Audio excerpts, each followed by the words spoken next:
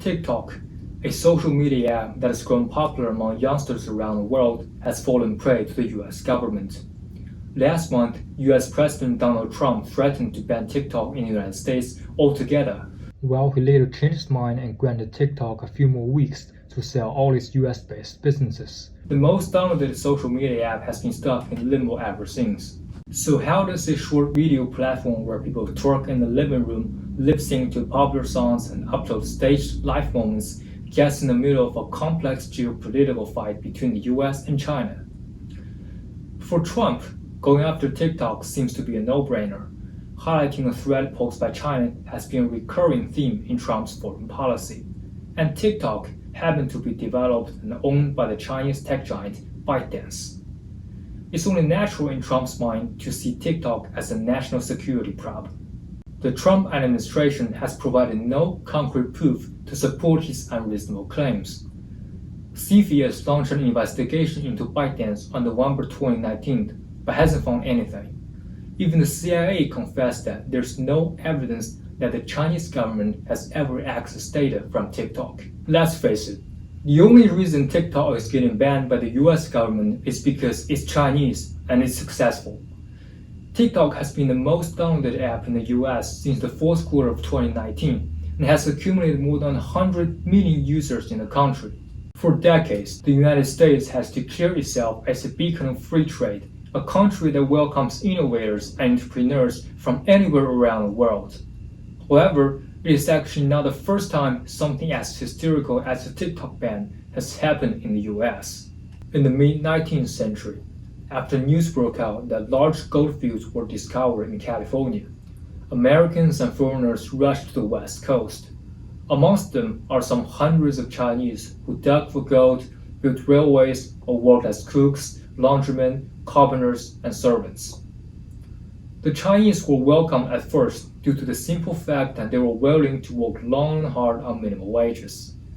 However, after the initial boom has ended, the gold diggers were forced to find other jobs and compete with the hardworking Chinese on the job market. That was when the racist attack started.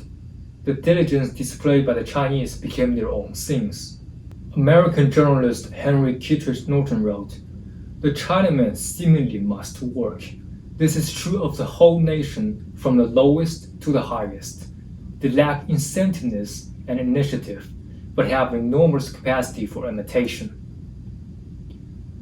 When the American Civil War devastated the economy and impacted the job market, politicians realized they had to find a scapegoat for deteriorating living conditions and massive unemployment, just like what they're doing today. Racist figures like the leader of the Workingmen's Party, Dennis Kearney, and California Governor John Bigler argued that the Chinese's willingness to work took jobs away from American citizens and undercut American living standards, so they should be banished from American shores. Yep, you heard it right. The Chinese were attacked because they worked too hard. George Keller's 1882 political cartoon in the West illustrates their racist views.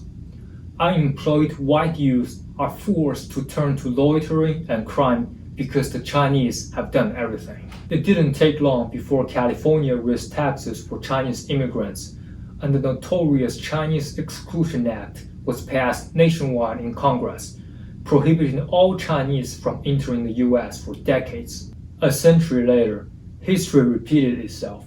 In the 1980s, Japanese cars and household appliances dominated the US market for their value and quality. In order to win over working-class voters, politicians from both parties blamed the influx of Japanese imports for the unemployment spike and reduced worker benefits, and incited anti-Japanese sentiment amongst Americans. Former Vice President and Democratic presidential nominee Walter Mondale used language about the Japanese that would sound right at home in a Trump rally. "We have to stop showing the white flag, to start running up the American flag, and to turn around, fight, and make America number one again in international commerce, so that American jobs are filled in this country. If we don't get cracking, get serious, and get leadership, our kids will be cheated by us. Their job will consist of sweeping up around Japanese computers and spending a lifetime serving McDonald's hamburgers." Unwilling to see spotlight, Republicans upstaged the Democrats in a popular photo-op. 3 Republican representatives smashed the Toshiba radio player with hammers on the Capitol grounds. Their excuse was that Toshiba sold equipment to the Soviet Union, potentially damaging U.S. interests. In a democracy, citizens are prone to amplify politicians' messages. When you have xenophobic politicians like this, their supporters will behave in a more narrow-minded way. Protesters across the nation started to burn Japanese cars and flags and target Asians. On June 19, 1982, Chinese-American Winston Chin got beaten to death in his bachelor party by Ronald Evans, a Chrysler plant supervisor, and his stepson, because they assumed Chin was Japanese.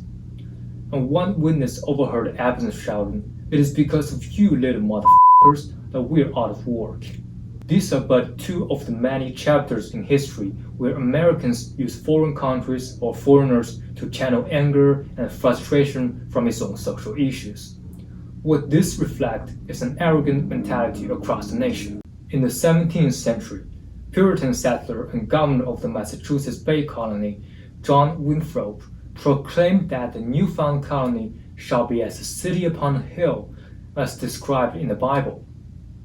The Puritans believed they're in a national covenant with God, and they were chosen to help redeem the world. 200 years later, U.S. President John Quincy Adams used the term manifest destiny to justify American settler expansion across North America and massacre of the Indians.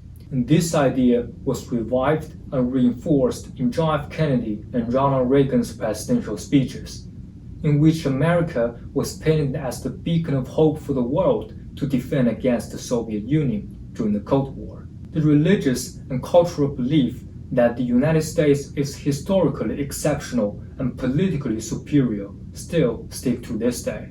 American exceptionalism shaped the U.S. foreign policy in a profound way in that it automatically assumes the rest of the world decides American values, and as a result, any country upholding alternative solutions is perceived as a threat to the U.S. existence. And this is the dominant rationale behind the onslaught against Chinese tech companies like Huawei, TikTok, and WeChat by the current administration.